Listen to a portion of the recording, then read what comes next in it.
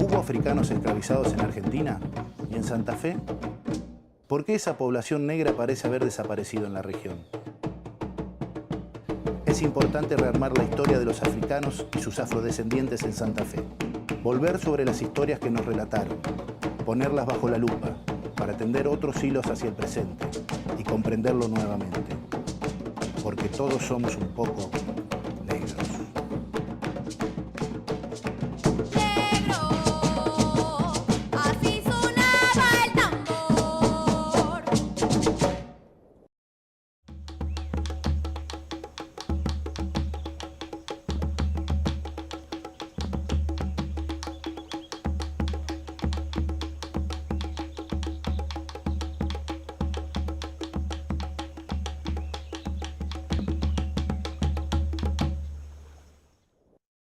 El negro Arigós no faltó a la cita del corso. La presencia del héroe, inmutable de los carnavales santafesinos, cabalgaba un asno de marcha lenta y solemne. Vestía chaqueta y pantalones rojos, mientras sobre la cabeza canosa descansaba un gran chambergo de paja. Las murgas a su paso enmudecían, y algunos estandartes se inclinaban a sus pies, reverentes. Desde las aceras lo aplaudían los niños arrojando serpentinas y el homenaje era sin duda melancólico, pues aquello también pertenecía a un pasado remoto. Cuando empezó a marchar por la calle San Martín, al paso lento de su asno, el cronista pensó en la entrada de Jesús de Nazaret.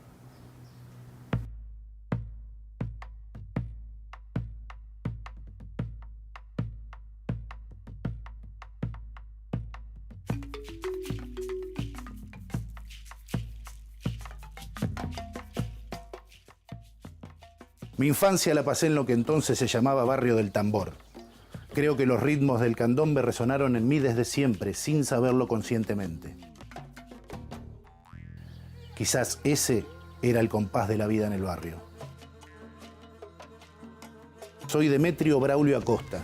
Nací en Paraná, en 1874, y fui bautizado un año después. Si bien mi apellido es Acosta, siempre me llamaron el Negro Arigós, porque mi madre, Toribia Acosta, trabajaba sirviendo en la familia de Emilio Arigós.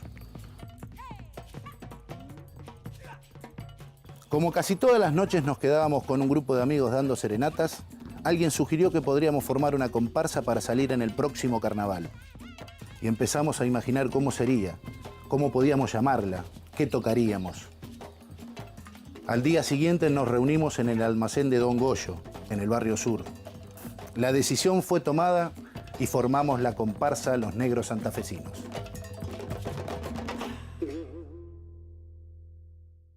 Una de las maneras más visibles en las cuales las clases populares volvieron a posicionar lo no blanco en el espacio público fue el carnaval, que es como el momento ideal porque con el desfile de máscaras y la permisividad del clima del carnaval es el momento perfecto para decir cosas que el resto del año es más difícil decir. Como parte de las celebraciones de carnaval en todo el país, hubo ejercicios muy intensos de mostrar la presencia indígena, la presencia de africanos.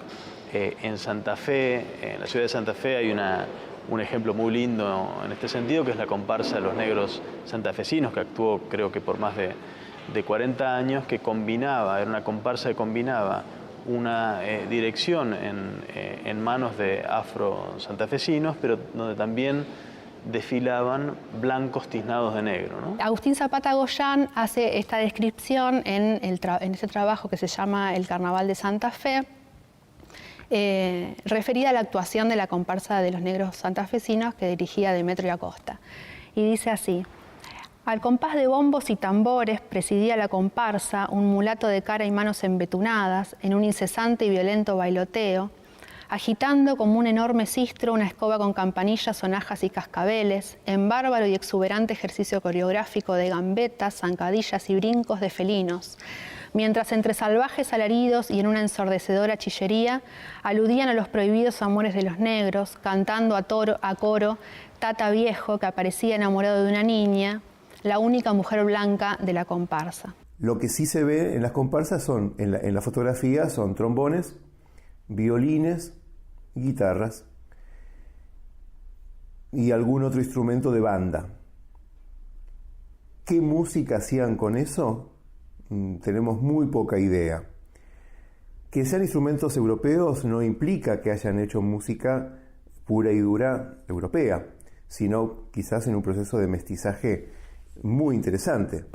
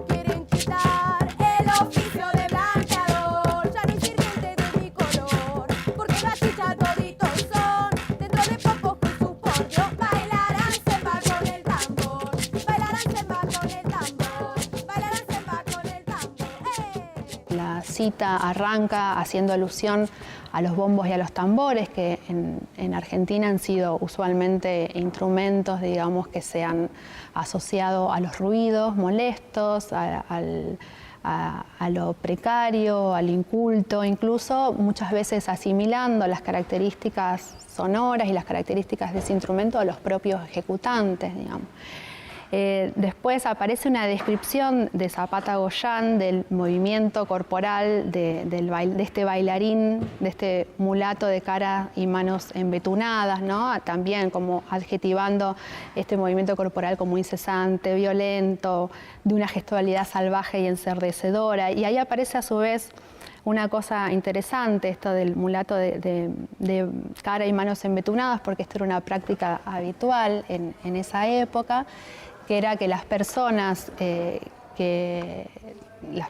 que no tenían, digamos, una tez de color, se pintaban el rostro de negro, tarea que en el caso de la comparsa de los negros santafesinos tenía adjudicada la esposa de Demetrio Acosta, Leopoldina de Samaniego. ¿Quién era la encargada de hacer los trajes, de acompañarlo?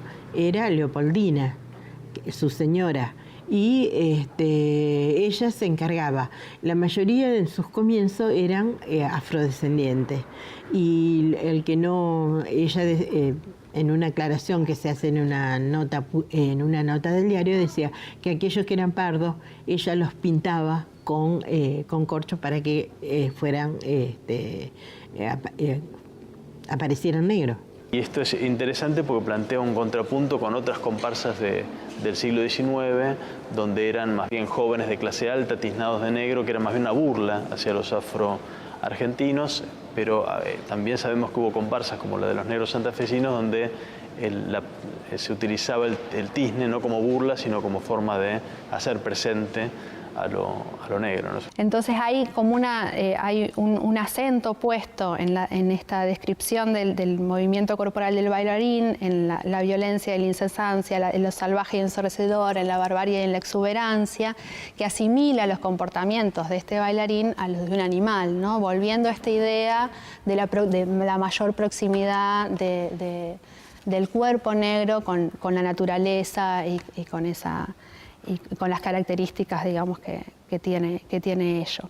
Asediando a su vez a una mujer blanca que era la única niña blanca de la comparsa, ¿no? Todos los negros junto a este bailarín mulato.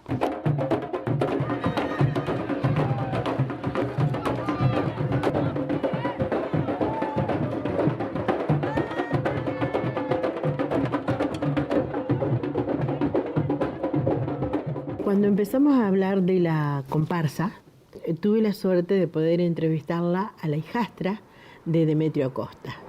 Y ella me dijo que Demetrio Acosta tenía un amigo, dónde vivía, cómo vivía, que era músico, qué instrumento tocaba. Y bueno, sacando cuenta, era mi papá, ¿no? Que incluso después otra persona que hizo también una entrevista afirmó lo que yo pensaba. O sea, mi papá era uno de los mejores amigos de Demetrio Acosta.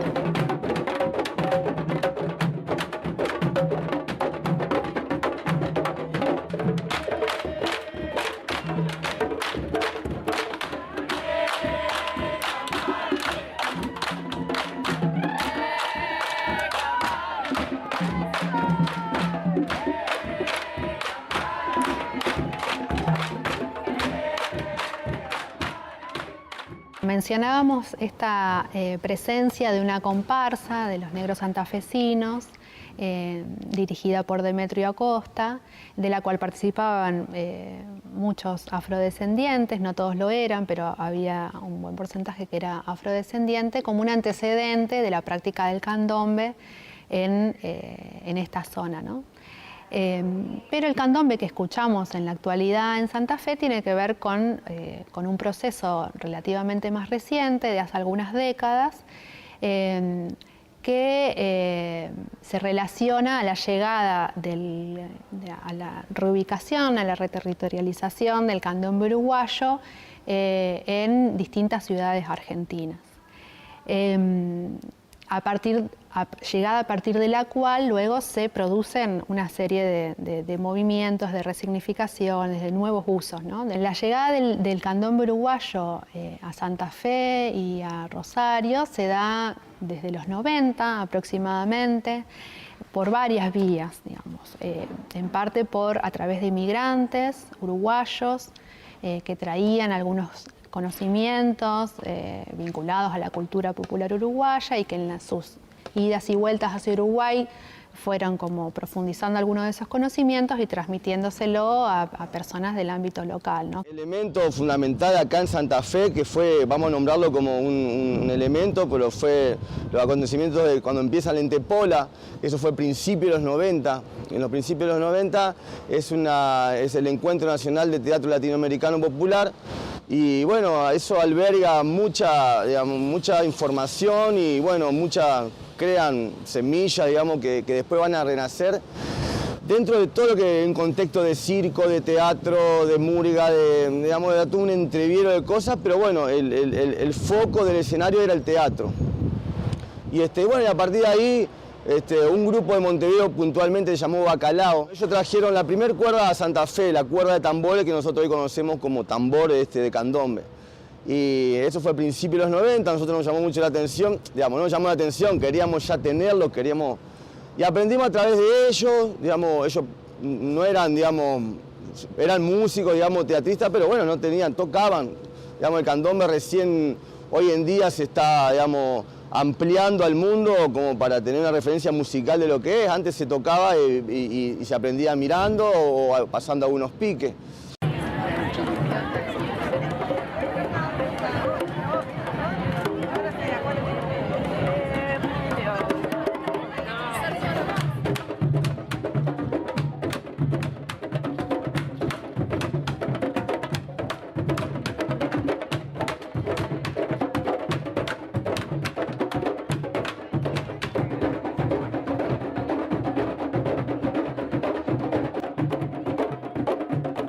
también se dio a través de músicos jóvenes, argentinos, de sectores de clase media, que también viajaron hacia Montevideo o hacia Buenos Aires, y un poco a través de algunos retazos de lo que era el candombe, de lo que era la práctica del candombe con tambores, digamos, fueron también abriendo espacios de talleres y socializando ese conocimiento, y también a través de algunos artistas uruguayos que llegaron vinculados al campo del arte más ampliamente, al teatro, que llegaron por encuentros de teatro en Santa Fe y que también abrieron espacios donde transmitieron algunos conocimientos de la práctica del tambor, de la ejecución de los tambores y de la danza. Y esos conocimientos, esos retazos fueron, digamos, viajando entre Santa Fe y entre Rosario,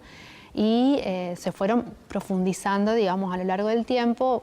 Ya hacia mediados, hacia el 2000, digamos, ya había como un conocimiento bastante aceptable de lo que era la práctica del candombe, y había grupos un poco más constituidos o que comenzaban a constituirse, digamos. Ya hacia mediados del 2000, lo que aparecen son, de parte de grupos, digamos, también de jóvenes, de músicos jóvenes, digamos, lo que aparece es como parte de ciertas reivindicaciones de lo negro que se venían dando en diferentes ámbitos sociales, y que en este sector de jóvenes de clase media aparece, digamos, como una forma también de contestar de alguna manera esta idea de la Argentina como un país hecho por la inmigración europea, blanco, ¿no? Una forma de contestar a través del ejercicio de una práctica negra, de la experiencia de esa práctica, esta imagen.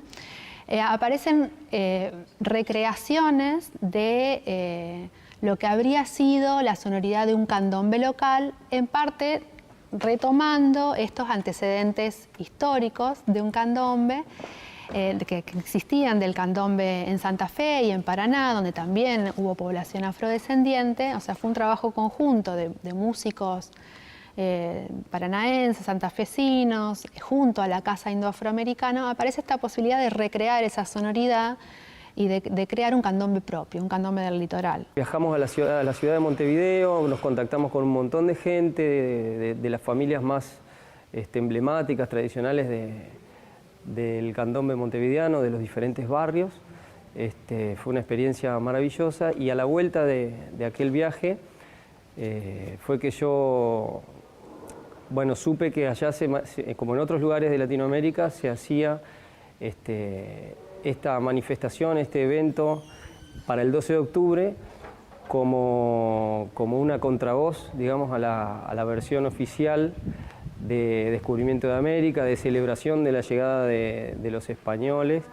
Entonces, esto se hace en Montevideo con tambores, desde la comunidad negra se hace un contrafestejo, y me pareció que en el contexto nuestro, de nuestra sociedad, de nuestra historia, era muy importante hacerlo, o podía ser muy útil, digamos, para repensar nuestra identidad, nuestra historia.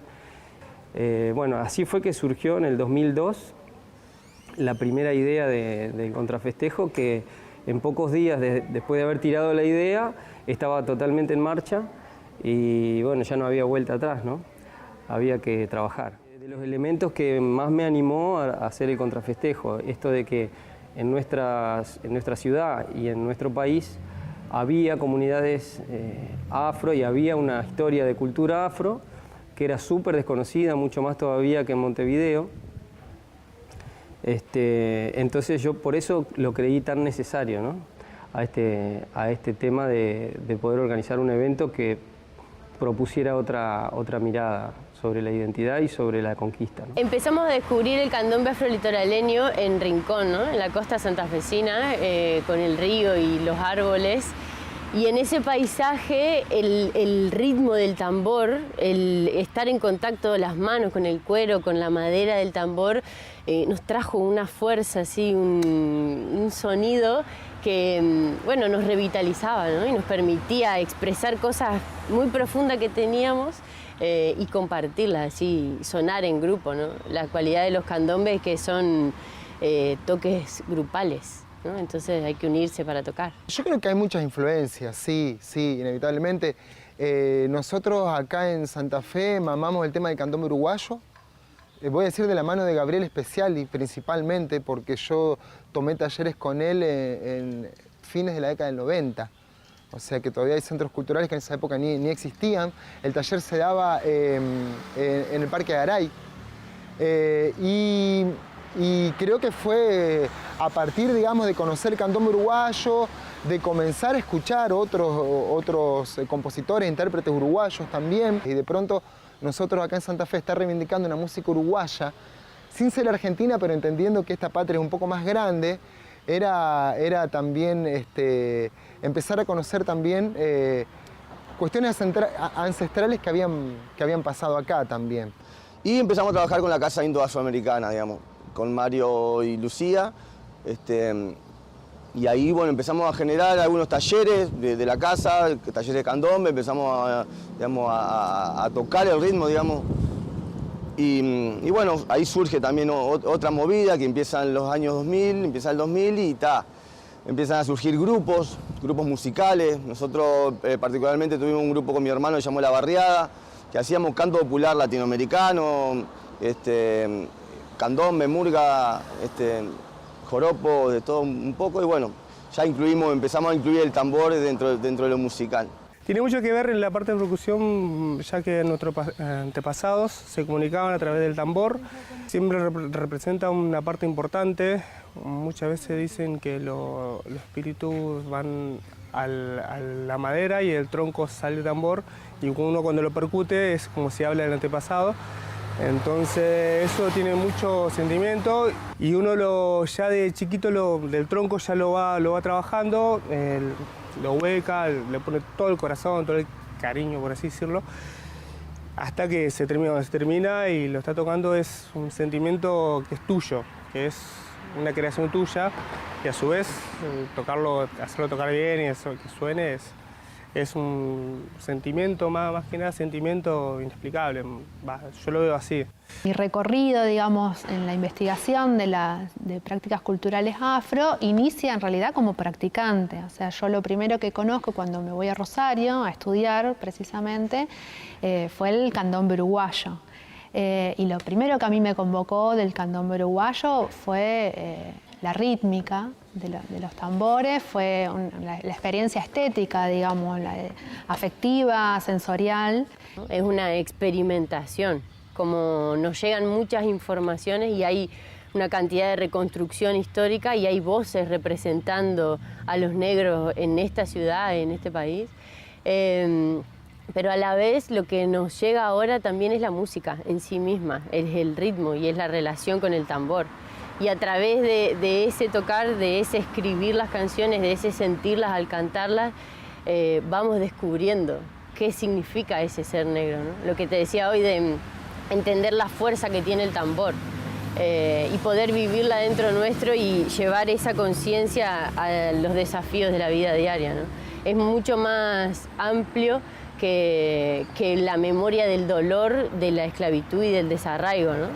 Que eso está en nosotras también, porque lo percibimos, lo sentimos, porque lo cantamos y lo traemos para que exista, ¿no? Para que esa memoria esté viva, pero a la vez que siga vivo ese espíritu negro, esa conciencia de hermandad, de comunidad, de compartir y sobre todo de la creación permanente, ¿no? La expresión del negro en el canto, en la vida diaria, en el toque o en los pequeños rituales, bueno, eso también estamos descubriendo.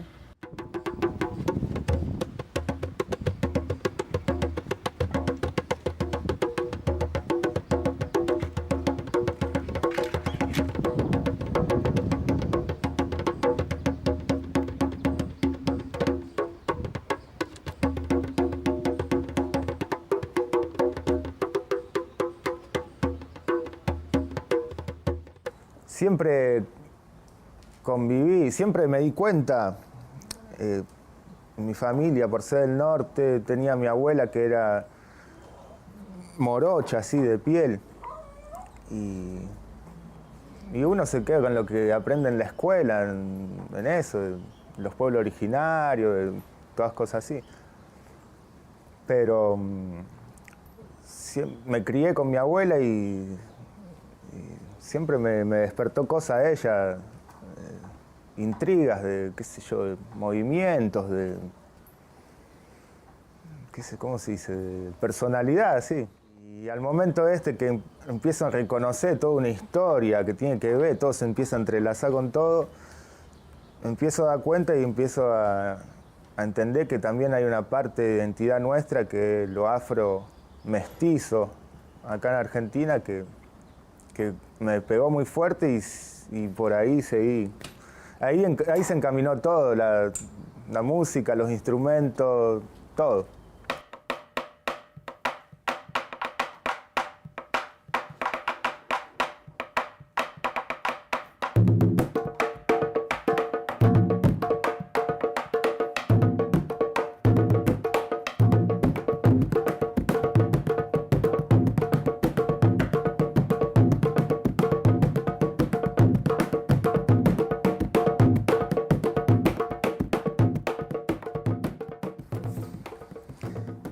Y bueno, y siempre, sí, inconscientemente, sintiendo una empatía por todo lo que es el arte, la cultura negra, americana, afroamericana, lo que sea. Todo lo que nos llega también, ¿no?, de afuera, de televisión, de radio, de todo, moda, arte.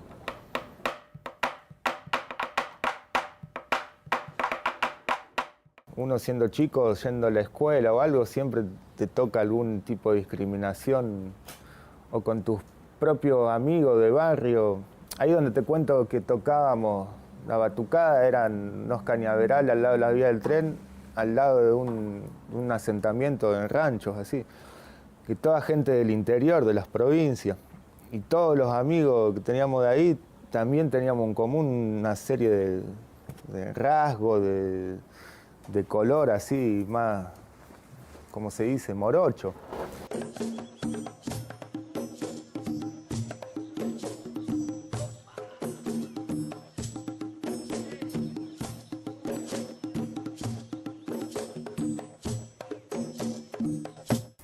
Y al momento de conocer gente afrodescendiente y que podía hablar con conocimiento del tema y que me transmitió mucho de identidad y de defender y de sentir orgullo y de, más que nada, aprender, siempre informarse de todo eso,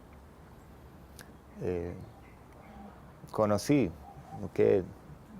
la historia y me enteré que nuestra historia acá argentina, con respecto a la afrodescendencia, esa parte que faltaba ser contada, bien enseñada, me enteré me enteré cómo y por qué en el norte y en el interior, en las provincias, existe más ese mestizaje.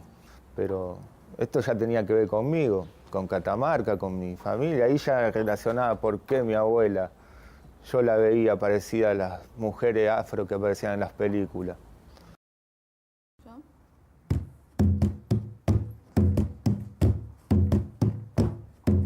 Queremos que retumbe bien fuerte, tenemos 1000 ideas que se escapan de la mente. Somos consecuencia de un mundo tan cambiante, encendamos la voz, no es hora de avergonzarse. Es nuestra historia la que no se puede callar, que atraviesa 1000 fronteras, no se frena, que se cuenta experiencias, armando estrategias con conciencia. Es nuestra voz que no se puede negar.